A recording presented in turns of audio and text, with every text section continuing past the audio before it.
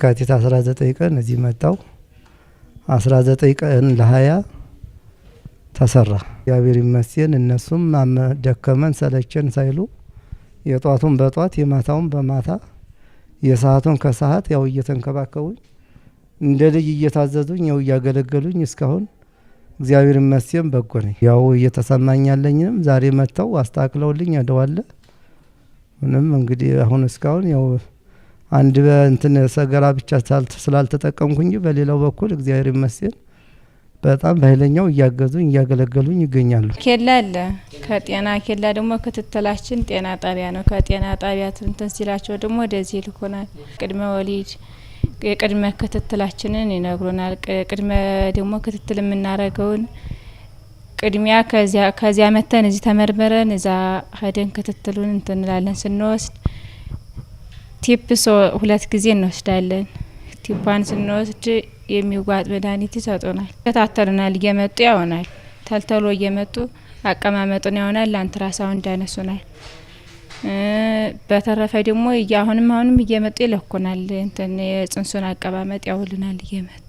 ቢቸና የመጀመሪያ ደረጃ ሆስፒታል አለ። በሱ ውስጥ በርካታ አገልግሎቶች ይሰጣሉ። ከነዚህ መካከል እንግዲህ ሌሎች ክፍሎች በድንገተኛም ተመላላሽ በተኝቶ ሕክምና፣ በቀዶ ሕክምና፣ በጨቅላ ህጻናት፣ በእናቶችና ህጻናት አካባቢ አገልግሎቶችን እየሰጠ ይገኛል።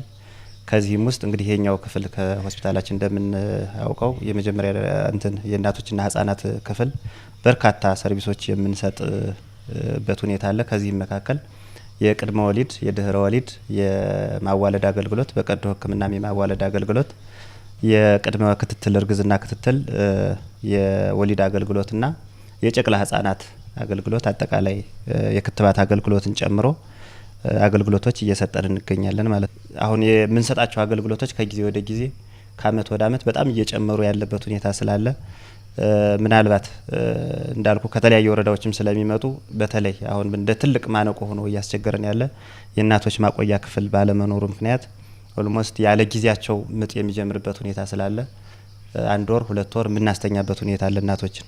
ስለዚህ እነሱ ተኝተው የሚታከሙበት ክፍል እጥረት አለብንና እናቶች ማቆያ ክፍል በኳሊቲ ፕሮጀክት ዲዛይን አድርገን ከከተማው አመራሮች ጋር በአጋጣሚ ለሰርቪስ መጣው ስለነበር ችግሩን አሳይተን እንደው በዘላቂ እንፈታላችኋለን የሚል ኪዋይ ፕሮጀክት ዲዛይን አድርገን ለየሰጠንበት ሁኔታና በጊዜያዊ መፍትሄ እንደሚፈልጉልን የተነጋገርንበት ሁኔታ አለ።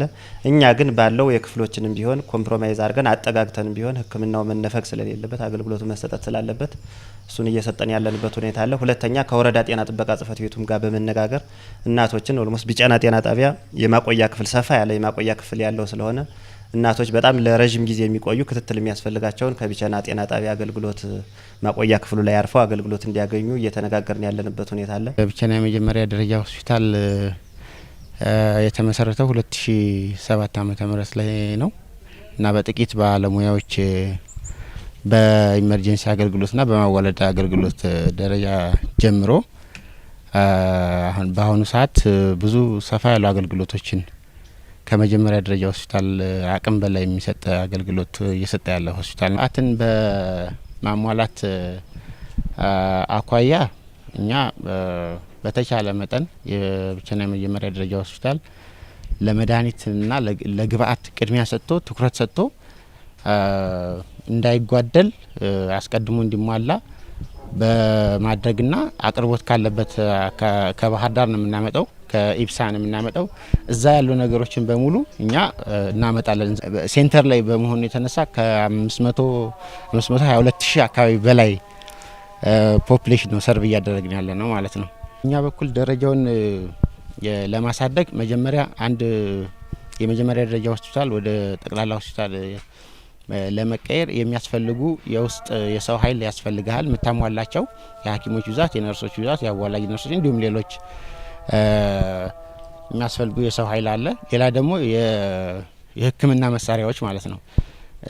የሕክምና መሳሪያዎችን በተመለከተ ይህ ሆስፒታል የሕክምና በቂ የሕክምና መሳሪያዎች አሉት። ስለዚህ የሰው ኃይል መመደብ እና መሳሪያ ደግሞ ስላለን ከዛ ደግሞ ግንባታ ባሉን ህንጻዎች እየተጠቀምን ከዛ ግንባታ በረጅም ጊዜ እቅድ እንዲገነባለን በማድረግ ላይ ያለ ነው ማለት ነው። የመንግስት አክሴፕታንስ አግኝቶልን ጄኔራል ሆስፒታል ይሁን ብሎ እንዲቀበልልን ነው እንጂ ሌላ ነገር ያለ አይመስለኝም። እንግዲህ የሆስፒታል አገልግሎት መስጠት ከጀመረበት ጊዜ አንስቶ ብዙ ስራዎችን እየሰራ ያለና ወደፊትም ደግሞ የአገልግሎት አሰጣጡ ሰርቪሱን በማስፋት ለተገልጋይ ጥራት ያለው ተደራሽና ፍትሃዊ የሆነ የሕክምና አገልግሎት ለመስጠት በጥረት ላይ ይገኛል። የተሞክሮ ማዕከል ይሆናል ተብሎ መንግስት እየሰራበት ያለው የላቦራቶሪ አገልግሎት ነው። ለዚህም ሆስፒታሉ ከፍተኛ የሆነ በጀት በመመደብ ግዥ ፈጽሟል። አገልግሎቱንም እያገኘ ነው ማህበረሰቡ። ይህ መጨናነቅ አለ። እንግዲህ በተቻለ አቅም ጠቅላላ ሲል ሊመልሰው የሚችለው እየሰራ ያለው የጄኔራል ሆስፒታል ነው። ነገር ግን ስያሜው ፕራይመሪ ከመሆኑ ጋር ተያይዞ ይህን ስያሜ እንግዲህ ወረዳውም ትኩረት ሰጥቶት ይመስለኛል። አመራሩም ወደፊት ትልቁ መልስ እንዲያገኝ የሚፈልገው ይህን ነው። ይህ መልስ ሲያገኝ እነዚህ ቅሬታዎች ይቀንሳሉ የሚል ግምት አለን። የመጀመሪያው አንድን ጄኔራል ሆስፒታል ይሁን አይሁን ከማለቱ በፊት አሰስመንት መስራት ነው። እሱን ደግሞ እኛ ስንሰራ ኦልሞስት አንዳንድ ክፍሎች ካልሆነ በስተቀር ያሟላል። ስለዚህ አሁን እኛ እንደ ባለ ድርሻ አካል ከኛ የምንጠብቀው የመጀመሪያው የቦርድ አመራሩ የወረዳ አመራሩ ያገኘው ሁሉ አጋጣሚ በመጠቀም ለክልል መንግስት ኢንፎርስ እንዲያደርግልን ነው። ኢንፎርስ እንዲያደርግ ያስፈልገዋል የሆስፒታል ያስፈልገዋል። ሁለተኛው ደግሞ የክልል የጤና ቢሮ የሚመለከተው ይሄ ነው። ፊርማ ብቻ ነው ያው ደብዳቤው ገብቷል። ፊርማ ብቻ ነው የቀረው። ምክንያቱም ይሄ ሲጸድቅ የሰው ኃይል በአዲስ መልክ ይሟላል። የበጀት ይለያል። የጄኔራል ሆስፒታልና የፕራይሜሪ እነዚህ ሁሉ ታሳቢ ስለሚያደርግ ጥራት ያለው ተደራሽ እና ፍትሃዊ የጤና አገልግሎት እንዲያገኝ ከተፈለገ የማህበረሰብ ቶሎ ይህን መልስ የክልሉ ጤና ቢሮ ከሚመለከታቸው የክልል አመራሮች ጋር ተነጋግሮ ቶሎ ይህን ነገር ቢያስፈጽምልን ስያሜውን ብቻ ነው እኛ የምንፈልግ።